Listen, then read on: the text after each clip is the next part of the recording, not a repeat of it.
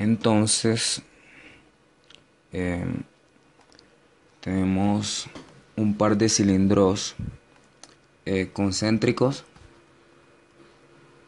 eh, Están conformados por el conductor interno, que es este que vemos acá, y el conductor externo. Ambos conductores están separados por una distancia en la cual tenemos un medio aislante, también conocido como dieléctrico. Ese dieléctrico puede ser un líquido, un sólido o un gas. En este caso, por simplicidad, yo voy a dejar aire. Típicamente, el conductor externo se conecta a tierra y la señal se inyecta por el conductor interno. Se genera una corriente y en el conductor interno se empieza a acumular carga positiva y en el conductor externo carga negativa. Como hemos visto ya en nuestro curso de electricidad y magnetismo, se genera un campo eléctrico que va de lo positivo a lo negativo, son las lineecitas amarillas, y alrededor de un conductor que lleva corriente se genera un campo magnético. Eh, Además, eh, eh, a ese tipo de configuración se le llama cable coaxial, conductores cilíndricos coaxiales. ¿Por qué? Porque ambos comparten el mismo eje de simetría. Estos cables son muy importantes en la ingeniería eléctrica y en la electrónica porque se utilizan como líneas de transmisión y como guías de onda. Ahora vamos a ver un poquito de coordenadas cilíndricas, es algo muy sencillo para poder entender el desarrollo que vamos a hacer posteriormente. Entonces, en el eje cartesiano tenemos un elemento cilíndrico infinitesimal. Ese elemento en coordenadas cilíndricas tiene una coordenada ρ, que es el radio del cilindro, una coordenada φ, que es la base del cilindro, que es un círculo, va de 0 a 2π, y una altura, que es la longitud del cable coaxial. Entonces, el radio ρ va de 0 a r, la coordenada ρ va de 0 a r, que es radio. Phi va de 0 a 2π, porque es un círculo la base del cilindro, y z va de 0 a la longitud del coaxial. Bueno, entonces las diferenciales de línea en coordenadas cilíndricas también es algo muy sencillo. Ya aquí no vamos a derivar esas fórmulas, ya eso las tenemos, que son estas tres que vemos acá, que es que la diferencial de longitud en ρ es de ρ, la diferencial de longitud en phi es ρ de phi, y la diferencial de longitud en z es de z. Estas tres formulitas nos van a ser de mucha utilidad para todo el desarrollo. Entonces las vamos a copiar aquí y empezamos hallando el campo eléctrico. Entonces aplicamos la ley de Gauss, la famosa ley de Gauss, que es esta que tenemos acá. En este dibujo vemos que el campo eléctrico, que son las líneas amarillitas, van en dirección ρ. Entonces buscamos el diferencial de área en dirección ρ. Yo lo que hago normalmente es que tacho el de ρ y de estas multiplico la restante. O sea, el de área en dirección ρ sería la multiplicación de L de phi y de L de z, como vemos acá. dl de phi por dl de z. dl de phi es ρ de phi y dl de z es de z. Entonces ya ahí tenemos nuestro diferencial de área. Entonces, el flujo eléctrico es la integral cerrada de superficie del campo eléctrico en dirección ρ por el vector unitario en dirección ρ punto el diferencial de área, que fue el que hallamos acá, en dirección ρ. Eso es igual a la carga sobre la permitividad en el espacio vacío. Al hacer este producto punto de dos vectores unitarios en la misma dirección, eso da 1, entonces por eso aquí desaparece.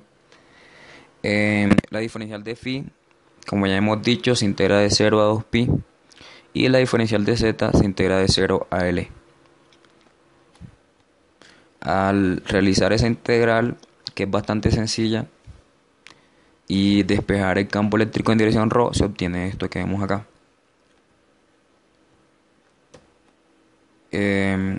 Y el vector de campo eléctrico el vector de campo eléctrico es esta magnitud que vemos acá por el vector unitario. Entonces ya tenemos el campo eléctrico. Ahora vamos a aplicar ley de Faraday para hallar el voltaje. La ley de Faraday es la que vemos acá. La ley de Faraday fuera igual a 0 en un campo electrostático, pero en un campo no estático, dinámico, en donde el flujo eléctrico está variando, entonces ahí, se produce una diferencia de potencial. Entonces la integral de línea del campo eléctrico, si la hago de la parte negativa a la positiva, le pongo el signo menos acá. Pero si la hago desde la parte positiva a la negativa, entonces le quito el signo negativo. Voy a usar esta por mayor facilidad. Entonces, del paso anterior habíamos encontrado que el campo eléctrico era igual a esto. Y el campo eléctrico va en dirección ρ. Entonces utilizo el diferencial de línea en ρ, que es de ρ.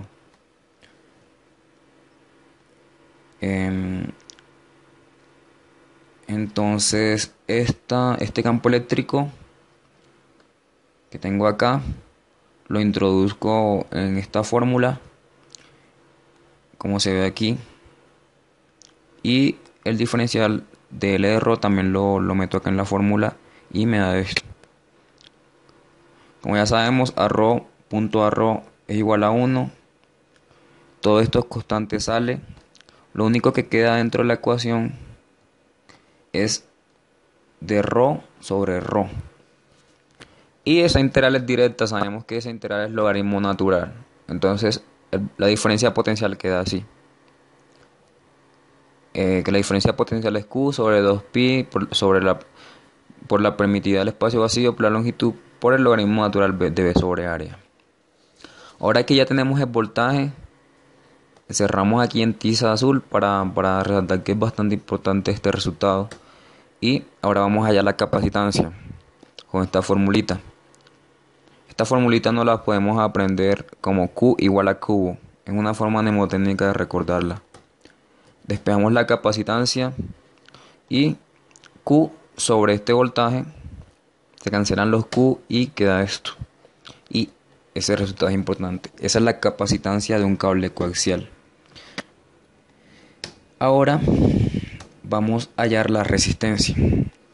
Como sabemos del curso básico de circuito, resistencia es voltaje sobre corriente. Voltaje ya lo habíamos encontrado, que es este que tenemos acá. Y para encontrar la corriente aplicamos la ley de Ampère. La ley de Ampère dice que la intensidad de campo magnético punto dl, esa integral, es igual a la corriente. O también se puede ver de esta otra forma, que la integral cerrada de superficie de la densidad de corriente punto de área es igual a la corriente. Y hay otra ley de Ohm que no es la ley de Ohm que se conoce, que es tan famosa normalmente, sino la ley de Ohm en términos de campo eléctrico, que es esta. La conductividad por el campo eléctrico es la densidad de corriente. Entonces ahora cogemos esta fórmula y la metemos acá en esta integral y queda así. Y resolvemos esa integral para encontrar la corriente.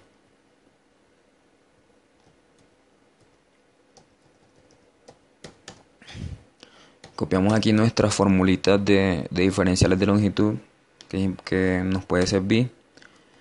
Entonces, como en este caso el campo eléctrico va en ρ, al igual que decía al principio, el de área ρ se obtiene tachando este y multiplicando los que quedan. dl phi por dl z y da esto. Y la fórmula de campo eléctrico ya la teníamos, que es esta. La reemplazamos. Queda así. Aquí muchas cosas son constantes. Esto sale. Lo único que queda adentro es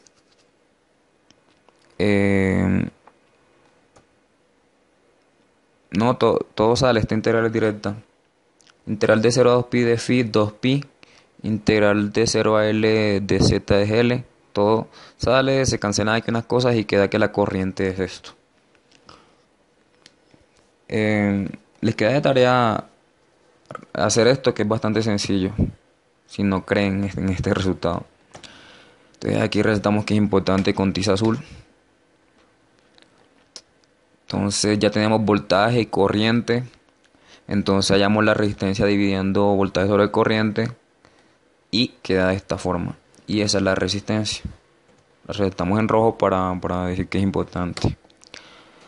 Ahora explicamos el concepto de inductancia. La inductancia es inherente a las líneas de transmisión, es bastante...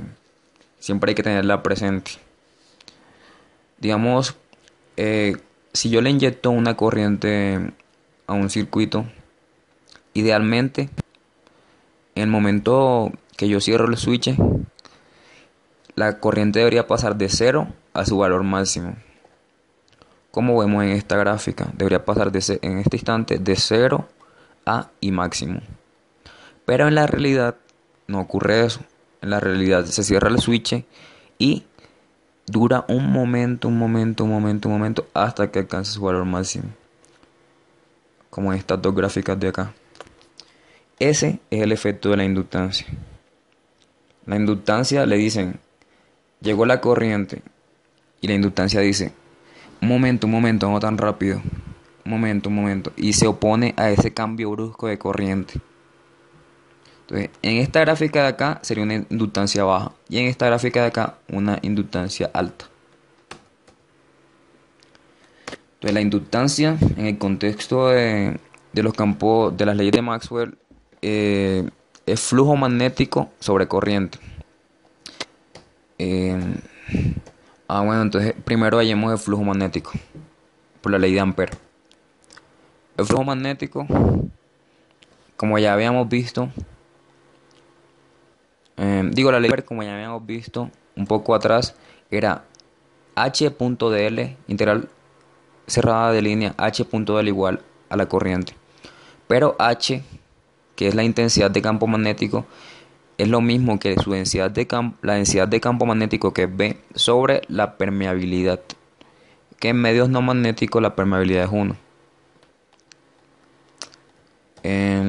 Entonces el campo magnético aquí en verde va en dirección phi en coordenadas cilíndricas. Entonces aquí recordamos nuestra diferencial de línea en phi, que es de ρ. Aquí me equivoqué. No, mentira. Aquí copié las 3. Y lo único que tenemos que tener presente es que el dl es en phi. Entonces lo reemplazamos acá. Que es ρ de phi. Entonces esa integral también es bastante sencilla. Despejamos b y queda esta fórmula. Ahora esta fórmula la metemos en la integral de conservación del campo magnético, que es esta. Esto es 0 porque son líneas cerradas. Entonces de área en dirección phi es tacho de línea en dirección phi y multiplico la restante, queda de ρ de z. Entonces queda esta integral. Reemplazo el b que había hallado anteriormente, lo reemplazo acá. Y al solucionar eso me queda esto. Finalmente dividimos eso sobre la corriente y queda la inductancia. Entonces para resumir, estas son las fórmulas obtenidas. Vemos que todas son en términos de L. Si las quisiéramos normalizar, dividimos sobre L y se obtiene la capacitancia, inductancia y resistencia